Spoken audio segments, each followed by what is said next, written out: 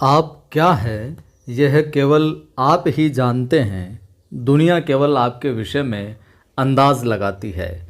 नमस्कार, जय हिंद। मैं हूं आपका दोस्त कवि आदि गणेश। स्वागत करता हूं हिंदी साहित्य इतिहास की जो प्रश्नोत्तरी हमने प्रारंभ कर रखी है उसके 43 नंबर वीडियो में 43 नंबर टेस्ट के अंदर। इससे पहले के 42 वीडियो नहीं देखे तो हिंदी साहित्य इतिहास प्रश्नोत्तरी नाम से प्लेलिस्ट है, उसमें जाकर आप देख सकते हैं। जिन साथियों ने टेलीग्राम चैनल ज्वाइन नहीं किया है वो टेलीग्राम ज्वाइन कर लें। कवि आदि गणेश हिंदी नाम से टेलीग्राम है जिस पर 8000 से अधिक लोग हैं जो जुड़ चुके हैं। यहाँ पर भी सवाल सूचना वगैरह मैं डालता रहता हूँ। प्रारंभ करते हैं।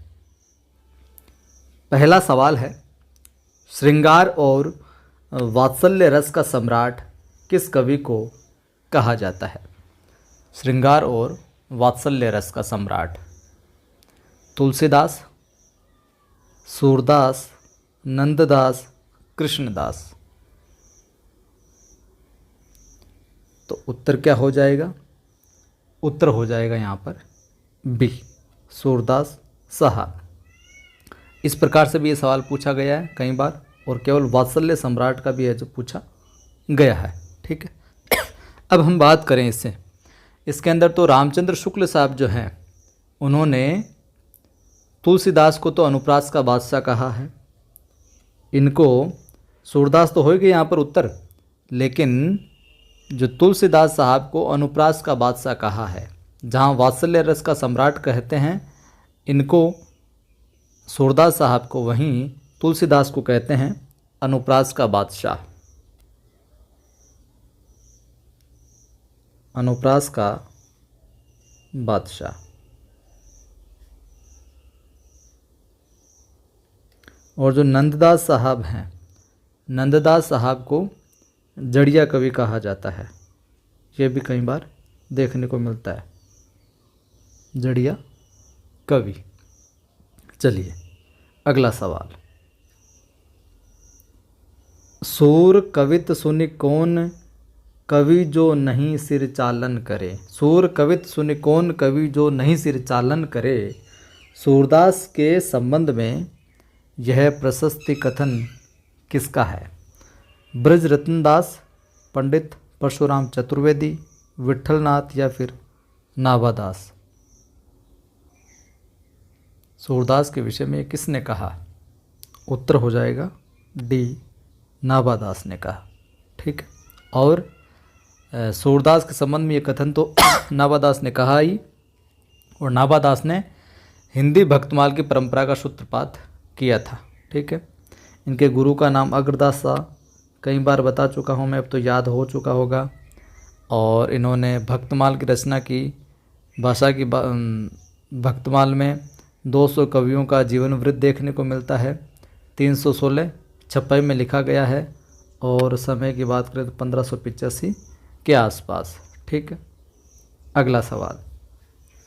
निम्नलिखित में से विठलनाथ के शिष्य हैं। कल मैंने अष्टछाप के कवि में वल्लभाचार्य और विठलनाथ के शिष्यों का जिक्र किया था, तो आप इस सवाल में बताइए कि निम्नलिखित में से विठलनाथ के शिष्य हैं कौन है? कृष्णदास है, नंददास है, कुम्मन दास है या फिर परमानंद दास साहब है। उत्तर क्या हो जाएगा? विठलनाथ के शिष्य कौन हो जाएंगे? नंददास साहब। बी विकल्प यहाँ पर सही हो जाएगा। ठीक है, इनके अन्य शिष्यों की बात करें तो कौन से हो जाएंगे? छित स्वामी हो जाएंगे एक तो विठलनाथ के, और गोविंद स्वामी, और हो जाएंगे अपने चतुर्भुज दास। ठीक है, चतुर्भुज दास साहब। तो नंदा, छित स्वामी, गोविंद स्वामी, चतुर्भुज दास, ये हो जाएंगे विठलनाथ के शिष्य। वहीं कृष्णदास, कुम्मन दास, परमानंद दास और सूरदास, ये वल्लभाचार्य के शिष्य हो जाएंगे। और इन सभी को क्या कहा जाता है साहब? आठों को अष्टछाप कवि है जो कहा जाता है। अष्टछाप की स्थापना की बात करें तो 1565 में विठलनाथ ने की थी, और यह वल्लभ संप्रदाय का क्या एक तरीके से साहित्यिक रूप है। चलिए अगला सवाल। हम तो दुहु भांति फल पायो। हम तो दोनों भांति फल पाया, कि हम तो दोहों भांति फल पायो, जो ब्रज नात मिले तो नीको, नात रु जस गायो। उपयुक्त पंक्तियों में यहाँ पर क्या आएगा? ये व्यंग्य है, अतत्परता है, आत्मसंधा समाधान है, विनोद है, या फिर कटाक्ष है? बताइए क्या आएगा। तो यहाँ पर उत्तर हो जाएगा अपना क्या? सी, आत्म समाधान। कि हम तो दोनों ही बातें फल पाया है। ब्रजनाथ मिले तो भी ठीक है, नातरु जस गयो, अगर नहीं मिले तो भी क्या है, उनका हमने गुणगान कर लिया, भक्ति भजन है जो कर लिया। तो उपयुक्त पंक्तियों में क्या है? आत्म समाधान है एक तरीके से। ठीक है, देखिए अब मैं कुछ चीज़ें बताऊंगा जिनसे संबंधित बहुत सारे सवाल है जो पूछे जाते हैं परीक्षा के अंदर। और ये पंक्ति अगर पूछ ली जाए, ये पंक्ति कहाँ से ली गई है, तो सूरदास जी द्वारा रचित सूर सागर में संकलित भ्रमर गीत से हैं। क्या है? सूर सागर में संकलित क्या है? भ्रमर गीत। भ्रमर गीत, वहाँ से ये पंक्ति है जो ली गई है। पहली बात, सूरदास के यूँ तो 25-26 ग्रंथ है जो बताए जाते हैं, लेकिन 3 ही उपलब्ध है। और 3 उपलब्ध कौन कौन से हैं? पहला हो जाएगा सूर सागर। कईयों को याद होंगे, कई नए होंगे उनको नहीं पता है। सूर सारावली, तो जितनी बार सुनोगे उतनी बार अच्छा है याद होने में। और तीसरा है साहित्य लहरी। साहित्य लहरी, तो सूर सागर, सूर सारावली और साहित्य लहरी। अब ये सवाल कई बार पूछा जाता है, पहले भी मैंने ये सवाल पूछा था कि सूरदास कृत जो सूर सागर है, ये सूर सागर जो है इसका उपजीव्य भागवत महापुराण का 10वां स्कंद है। यानी कि सूर सागर की रचना का आधार क्या है? वह है श्रीमद् भागवत का 10वां स्कंद। ध्यान में रखिएगा आप, श्रीमद् भागवत का क्या है? 10वां स्कंद है जो इसका आधार है, या यूँ कह सकते हैं सूर सागर का उपजीव्य भागवत महापुराण का 10वां स्कंद है। ठीक है। हिंदी साहित्य में भ्रमर गीत काव्य परंपरा का प्रवर्तन सूरदास ने किया था। अगर यह सवाल पूछ लिया जाए, हिंदी साहित्य के अंदर अपने जो भ्रमर गीत काव्य परंपरा है, भ्रमर गीत काव्य परंपरा, इसके प्रवर्तन की बात आ जाए तो इसका प्रवर्तन करने वाले कौन हैं? अपने सूर हैं साहब, सूरदास। ठीक है। एक सवाल ये भी पूछा जाता है जो इनका भ्रमर गीत है, तो भ्रमर गीत को उपालंब काव्य भी कहते हैं। नोट कर लीजिएगा ये भी। भ्रमर गीत को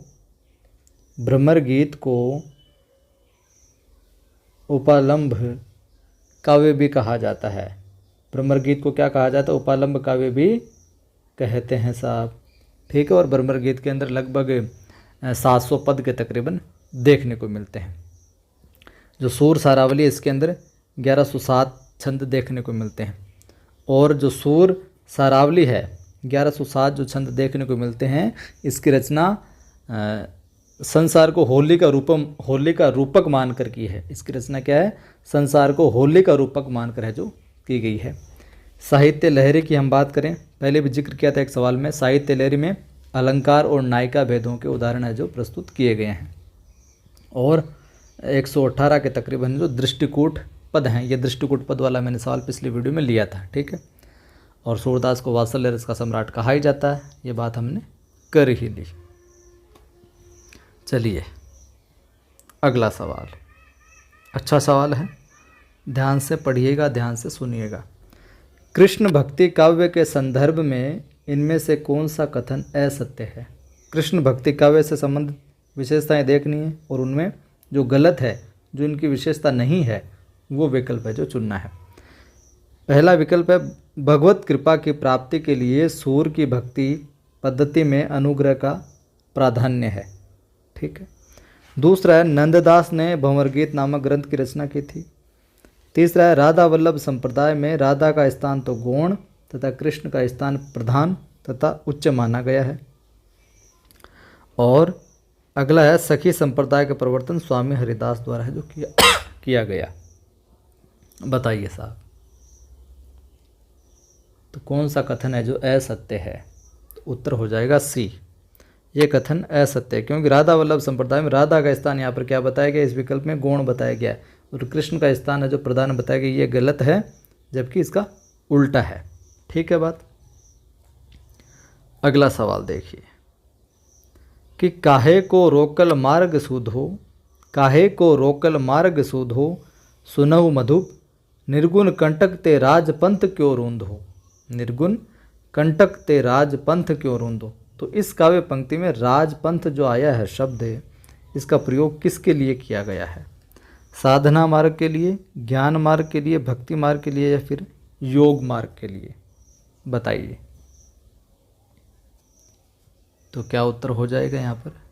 उत्तर हो जाएगा सी, भक्ति मार्ग के लिए किया गया राजपंथ का शब्द का प्रयोग। और यह सूरदास द्वारा रचित जो भ्रमर गीत है, भ्रमर गीत में इस पंक्ति का जो उल्लेख है, किसमें है? भ्रमर गीत में। चलिए अगला सवाल देखते हैं। गोपियों की वचन वक्रता, गोपियों की वचन वक्रता का मनोहारी चित्रण सूर सागर के किस अंश में मिलता है? सूर सागर में तो मिलता है, लेकिन सूर सागर के भी किस अंश में मिलता है? बाल लीला, प्रेम लीला, दान लीला, या फिर भ्रमर गीत? बताइए कौन से अंश में मिलता है? तो आसान है सवाल, उत्तर हो जाएगा भ्रमर गीत में मिलता है। डी विकल्प यहाँ पर सही है जो हो जाएगा। चलिए, और भ्रमर गीत को जैसे कि मैंने कहा कि उपालंब काव्य भी कहते हैं, आचार्य रामचंद्र शुक्ल ने इसे ध्वनि काव्य भी कहा है। शुक्ल साहब ने क्या कहा है? ध्वनि काव्य भी कहा है इसको, ये नाम भी आप ध्यान में रखिएगा, ध्वनि काव्य। अगला सवाल है, जिस प्रकार, ध्यान से सुनिएगा, जिस प्रकार स्वामी रामानंद जी ने विष्णु के अवतार राम की उपासना पर जोर दिया, उसी प्रकार किस आचार्य ने कृष्ण को लेकर जनता को क्या किया? रसमग्न किया। कि जिस प्रकार से स्वामी रामानंद जी ने विष्णु के अवतार पर और राम की उपासना पर बल दिया, जोर दिया, तो उसी प्रकार से, उसी भांति कौन से आचार्य ने कृष्ण को लेकर जनता को रसमग्न जो किया, उस आचार्य का नाम बताना है। मध्वाचार्य, रामानुज, वल्लभाचार्य, या फिर शंकराचार्य?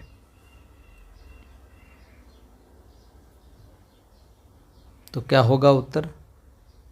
उत्तर हो जाएगा साहब अपना यहाँ पर सी, वल्लभाचार्य। तो वल्लभाचार्य ने कृष्ण को लेकर जनता को क्या किया था? रसमग्न है जो किया था। तो ये थे आज के इस वीडियो के अंदर कुछ महत्वपूर्ण सवाल। कैसे क्या लगे वो आप कमेंट करके बताया कीजिए। पहली बार देखने वाले साथी वीडियो को लाइक नहीं किया तो लाइक ज़रूर करें। सभी दोस्तों को सभी ग्रुप में शेयर किया करें ताकि बाकी साथी भी जुड़कर लाभ ले सके और अपना ये चैनल परिवार भी जल्दी से जल्दी आगे बढ़ सके। और पहली बार देखने वाले साथी चैनल को सब्सक्राइब करें, घंटी वाले निशान पर क्लिक कर ऑल पर क्लिक कर लें ताकि हर वीडियो की सूचना मिलती रहे। टेलीग्राम जिन्होंने ज्वाइन नहीं किया कर लीजिए, डिस्क्रिप्शन में लिंक मिल जाएगा। कवि आदि गणेश हिंदी नाम से टेलीग्राम चैनल है जिस पर 8090 के तकरीबन लोग जुड़ चुके हैं। यहाँ पर भी मैं सवाल सूचना वगैरह डालता रहता हूँ। जय हिंद, फिर मिलता हूँ।